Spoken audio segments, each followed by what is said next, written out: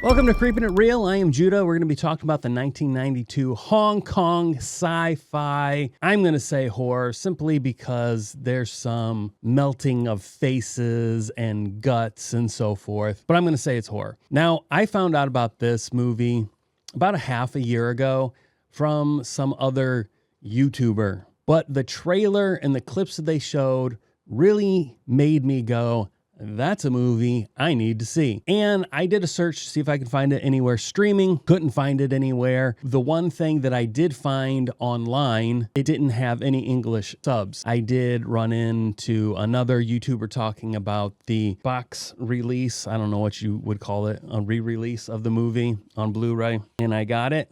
Now, the thing is, I could only find this. It was sold out everywhere in the States, and I had to get it from a place in the UK. Has this little card that came in there and a booklet that has a lot of photos and information in here about the director and his career and so forth. So that came in it. Now, I got to tell you, all of that, like the shipping from UK and everything, cost me $50. I was like, oh, this would be great. This looks like something I'm going to enjoy because I love Asian cinema, and this fits into the content that I create. Perfect, $50, no big deal. After watching it, I do not feel $50 was at all worth the price. And wouldn't you know it, that today, when I search on Daily Motion, there is a full English subbed version of this movie on there. So you guys are lucking out. You don't have to spend $50 because honestly, $50 just to get this little booklet, this card, and this box, that is not at all worth it, in my opinion. One-time viewing of this movie, or maybe even two, because you watch it and you're just like, oh my gosh, that was crazy. I got to share it with somebody, and then dying laughing about it, that is worth checking out on Daily Motion. You guys lucked out. I'm thrilled to be able to tell you that there is a place that you can watch it online for free and you don't have to spend $50. Now, I know there are, physical media fans out there who are going to be really angry that I said it wasn't worth it. I'm sorry. If I could have found a place that I didn't spend freaking $50 for this movie, I'd be thrilled. But $50, way too much.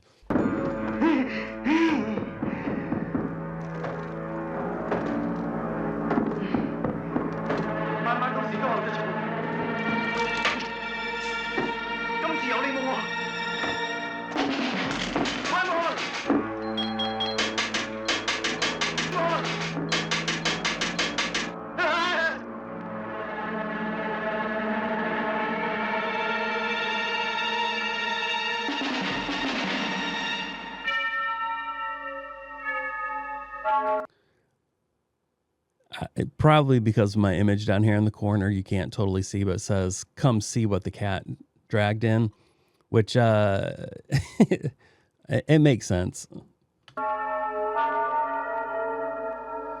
Also, this movie is also known as 1,000 Years Cat, the 1,000 Years Cat.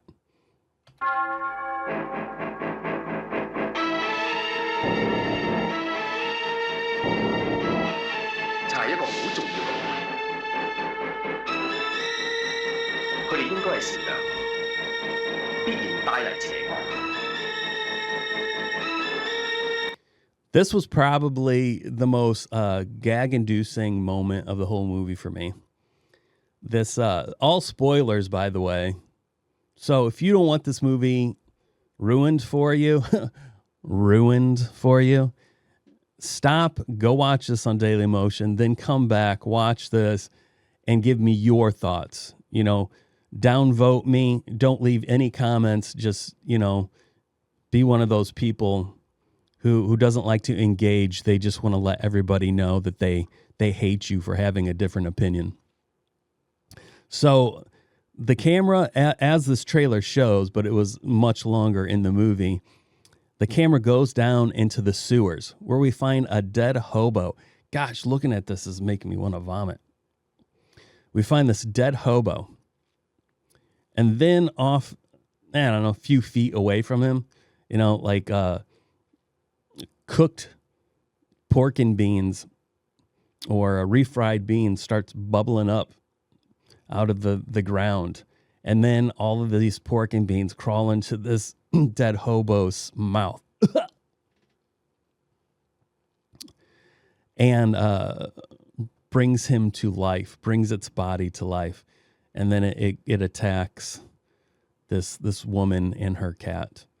But like I said, the most dry heave inducing moment for the movie was right here. This baked beans, pork and beans, refried beans, whatever you want to call it, some kind of bubbling crew of beans bubbled up and crawled into this dead hobo's mouth and brought him back to life.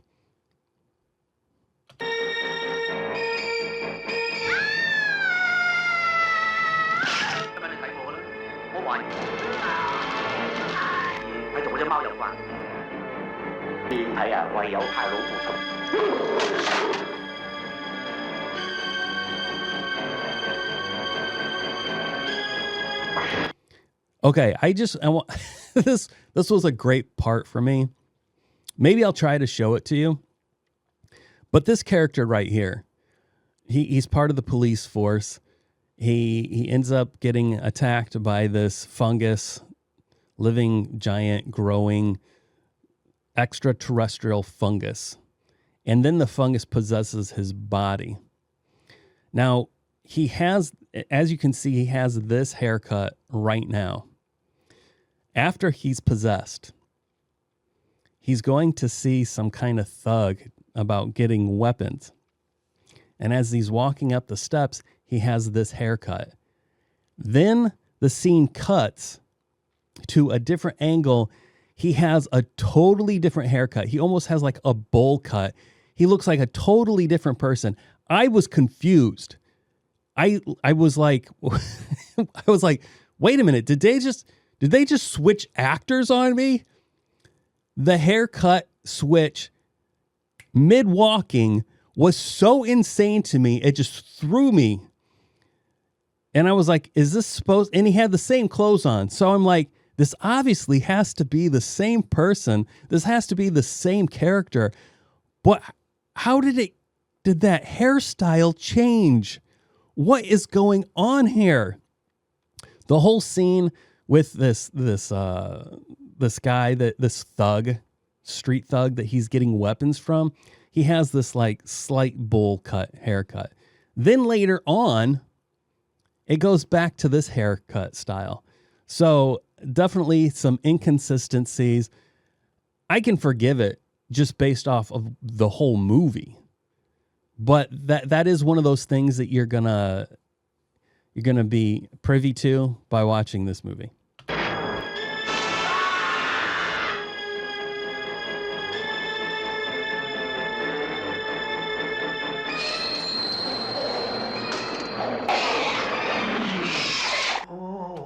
And by far, what you just witnessed, one of the greatest and most laugh-inducing moments of this movie was this kung fu battle between the dog and the cat. It was fantastic. I laughed out loud several times at the goofiness of this. So. 做住你真係唔好意思啦，對唔住，對唔住。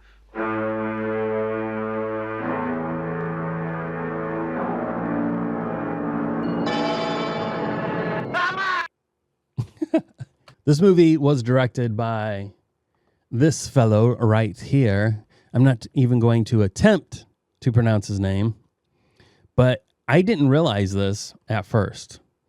But this guy, I thought that my first encounter with his work was with The Seventh Curse, which I also did a review here on this channel. And I really enjoyed The Seventh Curse. This like kung fu horror, I really enjoyed the practical effects. Again, the storyline was kind of whatever. It followed the adventures of a novelist named Wisely. I think that's what his name is. I think that's how you pronounce it. There are several movies and I guess a TV show based off him. I thought that The Seventh Curse was my first encounter with this director, but it turns out that he directed one of my early favorite insane Hong Kong movies called Ricky O, The Story of Ricky. This movie is insanely, absurdly violent. Somebody gets strangled to death with their own intestines. The main character gets his tendon in his arm sliced, so his arm is useless. He does what I think most any of us would do, is then he like reaches in, pulls the tendons out, and ties them together, which then restores mobility to his arm. If that doesn't make you want to watch this movie, I don't know what would. And knowing that he directed that makes so much more sense now with The Seventh Curse and The Cat. The Cat, I enjoy the practical effects. There is some goofiness to it, but I definitely do not enjoy it as much as The Seventh Curse and The Story of Ricky. They call the cat the General. And this morning I was thinking, wait a minute, what was the name of the cat from Cat's Eye? And wouldn't you know it, in Cat's Eye, if you can see it right here, is General. Cat's Eye came out in 1985, and The Cat came out in 92. I'm curious. I haven't found anything to support this, but I am curious if this director saw Cat's Eye and, as a call out to Stephen King, named his cat the General. But at the same time, I could see that because this is based off of 3 aliens that come to Earth and they inhabit, earthly bodies, that potentially the alien that was inhabiting the cat potentially was a general from their world. And so it's just a coincidence. But I'm curious what you guys think. If you are familiar with The Cat and The Cat's Eye, what do you think? Do you think it's some kind of a call out to The Cat's Eye, naming the cat the General, or do you think it's coincidental? I could be swayed either way. You got these 3 aliens that land on Earth. They need to find these artifacts that landed here long ago. They need to put them together as a way to get back home. Put them together. It's some kind of ancient technology. They even talk about this in the movie. And they're like, well, it'll convert us into radio waves and it'll send us home, and then it'll put us back together once we get back home. At the same time, they need it to destroy the assassin that was sent to get them, which is the living fungus that is taking over other people's bodies. So it gets weird. It's like, wait a minute, you mean you could use this technology right now to go home, but you're also saying you need it to destroy the creature and you can't leave until you destroy the creature? I'm not following. But if you use it to destroy the creature, it gets destroyed and then you can't get home. So it was like just catch 22. Didn't make sense, but I just went with it because the whole movie was crazy. At the end of the movie, the cat takes this ancient technology.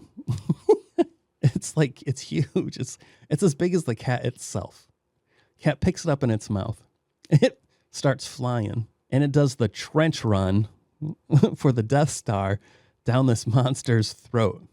Because at this point, the assassin has grown like immensely. We're talking King Kong size. And this cat does the trench run down this monster's throat and blows up this ancient tech inside of this monster. This monster turns into like glitter. So glitter is just pouring down everywhere. So this human, wisely, who I think I totally forgot to mention from The Seventh Curse, I didn't put this together till I started reading the booklet here, but I was like, that's so weird. Why does this director is like hung up on authors? I was like, that Seventh Curse, it was following this author. And I'm like, in this one, it's following an author. Not until I read this little booklet did I realize it was the same character. So yes, it makes total sense. So the author is like, oh, well, now that the tech has been blown up, what are you going to do? And this young woman's all like, Oh, don't worry. The general, the cat, can use the sparkly shit that we just blew this monster up, and we can get home with the sparkly stuff. So they just fly away, covered in sparkles. That was the end, essentially. And then the author goes downstairs. Suddenly it's daylight, even though it was night when all of this happened. He meets his girlfriend, his partner, and they're getting into a taxi, and some like news reporter runs up and she's like, hey, can't you like tell us what happened? And he's like, sorry, you're going to have to wait for my novel. Ooh. So that's how it ends, with him just being like, you're going to have to wait for the story in my novel. Now, here is one of the weirdest things for me in this movie. There's this whole scene with this author's girlfriend where she comes back from playing tennis or something, and she's just covered in sweat. And we're not talking, just slightly glistening. We're talking dripping like she just ran through a sprinkler. Hardcore dripping. And they're doing close up of these massive pools of sweat on her body, not just like showing that her shirt is sweating, though they do show that, because she's wearing white. And, we got to take advantage of the wet shirt situation here. But we're talking, there's a scene where they show her armpit, where there's like this big drip that's like connecting from her arm to her armpit, and it's like getting ready to drop. The pools of it on her leg, and the author is like checking it out. And this dude is like he's getting super horny, and he's like, ooh, and he's like starting to grab her, and she's like pushing him away. But then they close up on the sweat again. And this dude is like getting kink turned on. His thing is sweaty women. And I'm like gagging inside. So I'm curious. Here's another thing. Who out there, sweaty women turn you on? Maybe you don't want to announce this to the world, but your search history knows. So, since your search history knows, why don't you just let us all know if sweaty women is your thing? Let's check this out. I got it right here. Let's see if I... The other thing is, whenever this author is eating, it's always crustaceans. The first time we see him eat, he's eating crabs. The second time we see him eat, we see him eating lobsters. Now, what's weird about this scene is he has several lobsters, and I'm like, man, this dude is just pounding these like sea bugs. It's disgusting. He's drinking champagne. Based off of their conversation, it is the morning.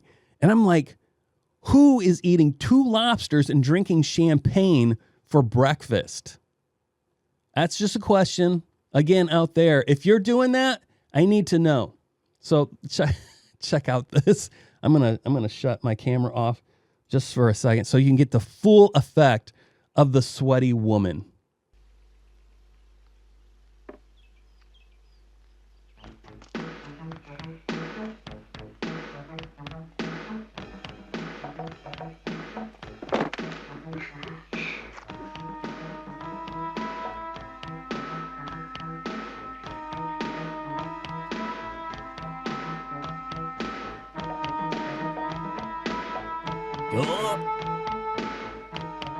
God, it's disgusting.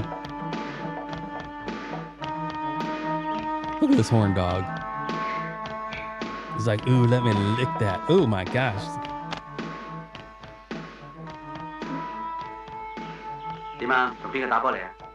That sweaty woman did not turn me on. But if it turns you on, that's your thing. All in all, I got to tell you guys, I'm tainted by the fact that I spent $50 for this movie and I didn't think it was worth it.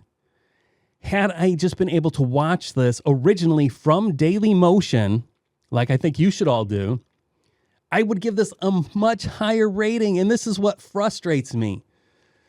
Be it that I spent $50.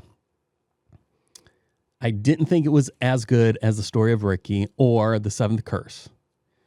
It definitely is worth watching for those of us who enjoy Asian cinema, weird Asian cinema, because this is weird.